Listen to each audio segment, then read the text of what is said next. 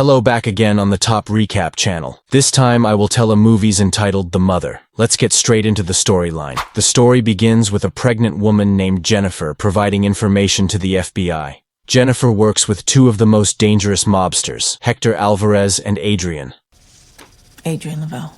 Jennifer is currently being interrogated by two FBI agents, William and Michael. There, Jennifer agrees to cooperate with the FBI. Jennifer provides information about the illegal international arms sales of the two mobsters. Of course, this cooperation comes with a request for leniency and protection for herself as a key witness. Jennifer also revealed that she had a special relationship with the two mobsters. As she was about to give further details, Jennifer told them that the security in this place was not enough, as she was sure that Hector and Adrian were stalking them. However, Agent Michael ignored Jennifer's words and accused her of playing the FBI. Not long after, something untoward happened. Realizing this, William immediately contacted the troops for help, but unfortunately, William had to be shot. Swiftly, Jennifer immediately helped William by inhibiting the bleeding in his gunshot wound using glue. After that, Jennifer made an explosive, which she placed in front of the bathroom door. Not long after, a man entered, and it turned out that the man was Adrian. Did you think you could hide from me? There, Adrian was surprised to see Jennifer, who was heavily pregnant, but he slashed Jennifer's stomach instead. Shortly after that, the bomb that Jennifer had made exploded, setting Adrian's body on fire.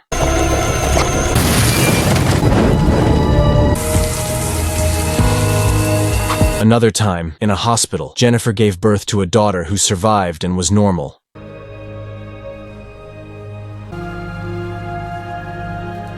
Shortly afterward, Jennifer was visited by a female agent named Milea. Milea informed her that 7 FBI agents were killed in the incident, but Adrian's body disappeared from the scene. This raises the possibility that Adrian is still alive. Milea then asked Jennifer to sign a letter transferring custody of her daughter for safety. Reluctantly, Jennifer and her daughter were forced to be separated until the FBI managed to capture Hector and Adrian, who were both still free. Hearing this, Jennifer's heart was broken. However, for her daughter's safety, she had no other choice. They'll find you. Both of you. Afterward, Jennifer goes to see Agent William, who is still alive in the same hospital, thanks to the emergency aid she provided. Jennifer said that she agreed to sign a custody transfer letter on the condition that her daughter be adopted by a good family. She also asked William to promise to update her daughter's condition every time the child had a birthday. William agreed and promised to keep Jennifer's daughter safe. Is she yours?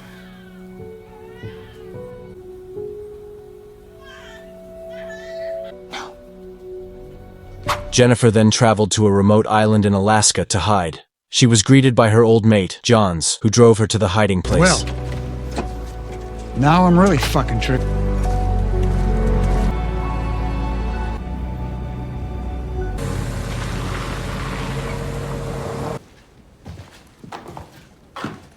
It's good. Thanks. We're all lost when we get out. But whatever you've done, you're still here. Still time to make it right.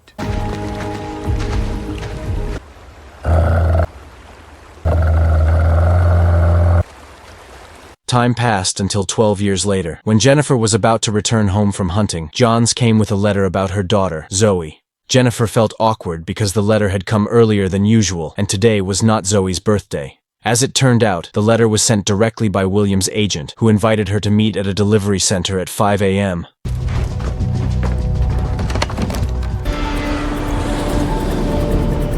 Sometime later, Jennifer met with William.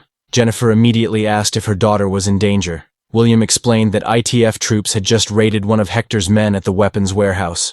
To their surprise, they found a photo of Zoe in the place. This means that after 12 years, Hector finally managed to find the whereabouts of Jennifer's daughter. Jennifer then went to Zoe's school and monitored her daughter from a distance to ensure she was safe.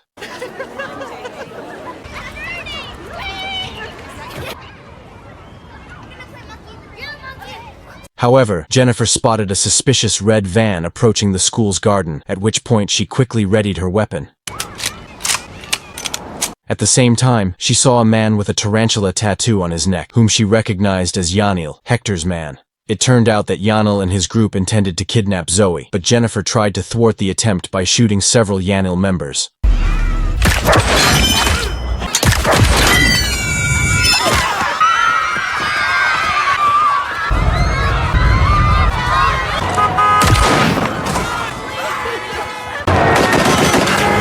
Unfortunately, due to a bus blockage, Yanil eventually took Zoe.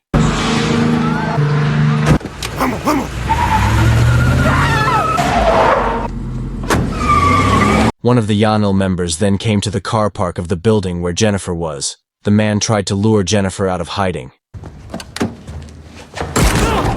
However, Jennifer, who was indeed brutal, got into a car and drove straight into it.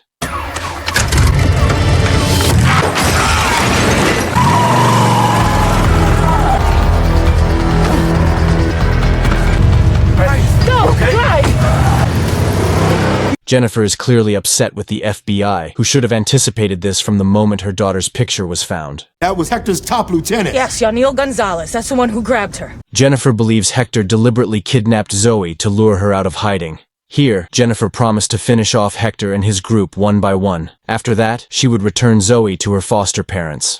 Later that evening, Jennifer went to Zoe's foster parents' house. She was very happy that her daughter was cared for by a good family who loved Zoe like her child.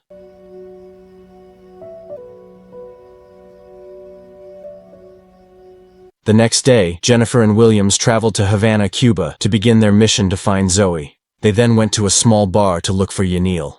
Unexpectedly, Yanil came to the small bar. Tira la pistola.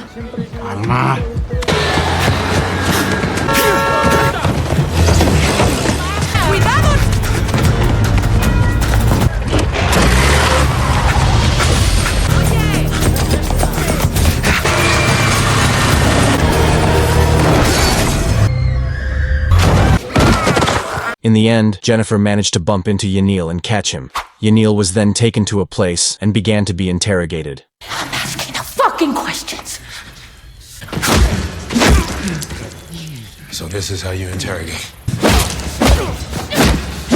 At first, Yanil did not admit to having caught Zoe. However, after being tortured and beaten repeatedly, he finally told her where Zoe was. Yanil said that Zoe was kept at the Afila plantation under heavy guard. Jennifer, however, realized that it was a trap. However, she didn't care and still decided to go there. When she was about to leave, Yanil insulted Jennifer, which made her very angry. While at the inn, Jennifer helped treat William's wound. On that occasion, Williams asked Jennifer, "How did you get involved with Hector and Adrian?" Jennifer replied that it all started in Afghanistan. At the time, she was a special forces soldier. Her superior, Adrian, recruited her to join a mafia group that he formed in the middle of their military mission in Afghanistan. This mafia group ran an illegal arms trading business. Jennifer agrees to join because she happens to be romantically involved with Adrian.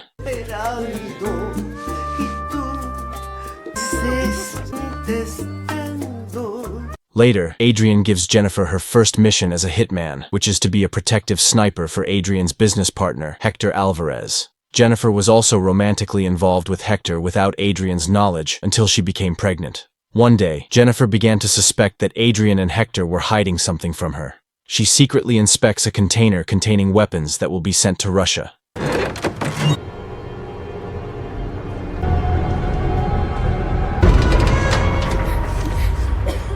Eventually, Jennifer learns that Adrian and Hector are not only running an illegal arms business, but also human trafficking.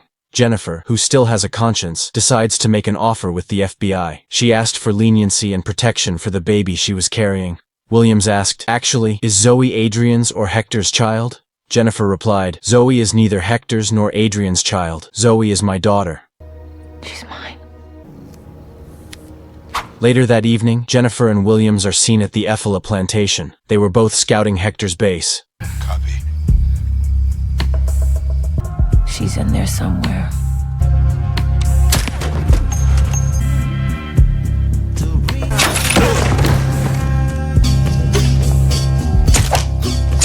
That's just clear. In the end, Jennifer finds Zoe locked up in a room.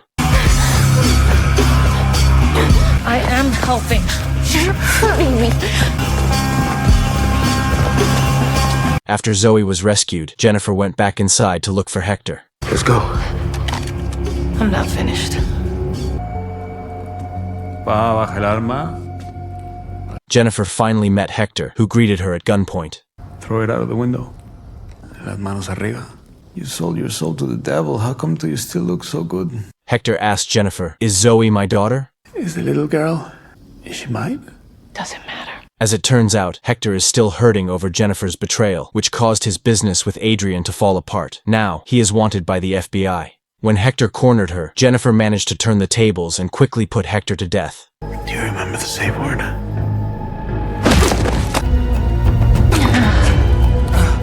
We never had a safe word. The next day, the three of them went straight back to America. There, Jennifer and Zoe didn't speak like strangers who didn't know each other. Later, Jennifer felt a little jealous because she saw Zoe's closeness with William, who was so close, like father and daughter. When Jennifer was about to leave, Zoe asked, "Are you my mum?" Jennifer replied, "No, you're not my daughter." Jennifer said she didn't want to mess up Zoe's teenage years when she was already very happy like normal teenagers. However, it turns out that Zoe already knows that Jennifer is her mother, and she wonders why Jennifer doesn't admit it.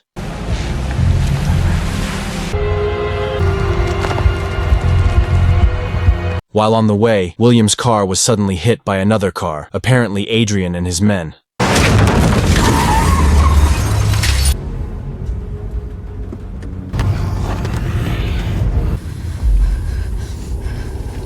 When Adrian was about to take Zoe, Jennifer arrived. Jennifer followed William from behind to ensure her daughter was safe. Lower the gun. Get behind me. Adrian, who was still upset about the mess made by Jennifer, immediately finished off William. However, fortunately, Jennifer quickly told Zoe to run away, and she threw a match into William's leaking car tank, causing the car to explode.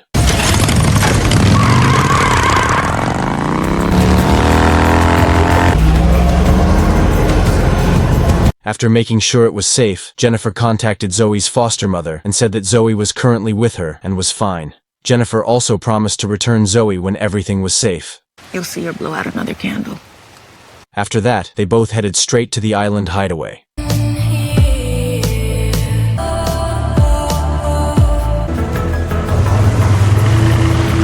Sometime later, Jennifer is seen teaching Zoe to drive a car, hunt, and shoot. She did all this so that Zoe could survive. Shoot. However, Jennifer's strict and stern attitude made Zoe feel uncomfortable, so she asked to be returned to her foster parents. Zoe also urged Jennifer to tell her what really happened and why she was being hunted in such a way. Jennifer replied that she would tell him everything when the time was right. Right now, the most important thing is how Zoe can defend herself from enemy attacks. You don't feel anything. Well, it was the only way to survive. The next day, when Jennifer woke up, she saw that Zoe was no longer in her bed. Zoe! It turned out that Zoe was playing with the wolf cubs. Unfortunately, one of the wolf cubs bit Zoe's hand. Jennifer immediately took Zoe to a clinic to treat the bite wound. Unbeknownst to Jennifer, Zoe told the medical staff her real name. This resulted in Zoe's name being recorded on the clinic's computer, allowing the enemy to track her whereabouts through the digital network. Realizing this, Jennifer immediately entrusted Zoe to Johns, as she was sure Adrian would come to her island hideout. Jennifer also left a letter to be given to Zoe when everything was over. I hate you! Sure enough, Adrian and his men arrived on the island the next day. Jans, who knew about it, immediately reported it to Jennifer so that she could prepare for their arrival. Later that evening, Zoe secretly took the letter that Jennifer had left for Jans and read it. In the letter, Jennifer acknowledged that Zoe was her daughter. Giving up Zoe to be cared for by someone else was the most painful thing for Jennifer. However, she believes it was the right decision she made. At the end of the letter, Jennifer revealed that although she never said, "I love you," she was willing to die to protect her only daughter. That is the love of a mother who is a former assassin. After reading the letter, Zoe finally understood. She then hurried away without Johns's knowledge. On the other hand, Jennifer was preparing her weapons in anticipation of Adrian and his members' arrival. At the same time, Adrian and his men had arrived at Jennifer's residence.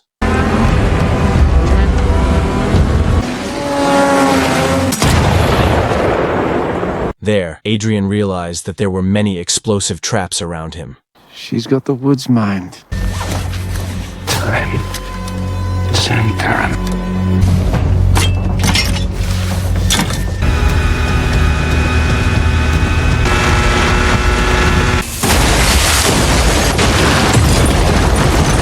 After destroying Jennifer's house, Adrian assigned all his members to search for her. Then, Jennifer successfully eliminated one of his members and disguised herself as one of his members. I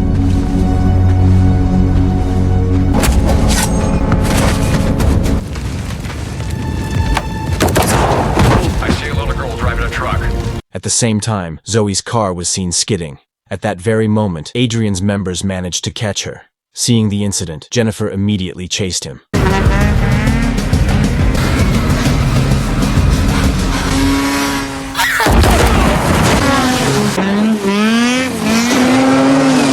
After that, Jennifer and Zoe climbed into a tree to monitor the current conditions. With Zoe's guidance, Jennifer managed to finish off all of Adrian's members. Whole left side of his head. Now! Unfortunately, Adrian managed to target his weapon right at Zoe's head. Adrian then told Jennifer to immediately go down and meet him, and if Jennifer refused, Adrian would open fire right on Zoe's head. Reluctantly, Jennifer obeyed Adrian's orders. She told Zoe to immediately run for help.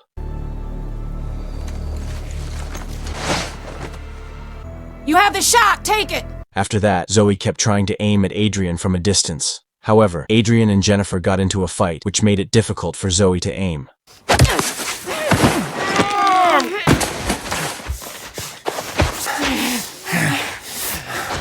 See where you're looking. Finally, she decided to climb down from the tree and shoot from close range. However, Zoe's shot hit Jennifer instead, leaving her unconscious. Meanwhile, Adrian managed to catch Zoe and take her away.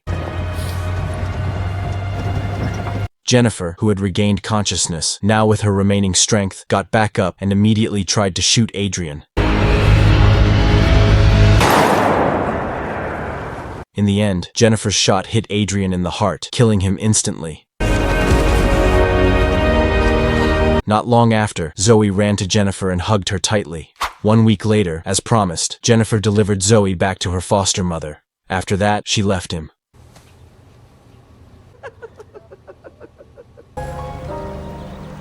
Apparently, as a mother, Jennifer decided to stay not far from Zoe's residence to keep her daughter safe.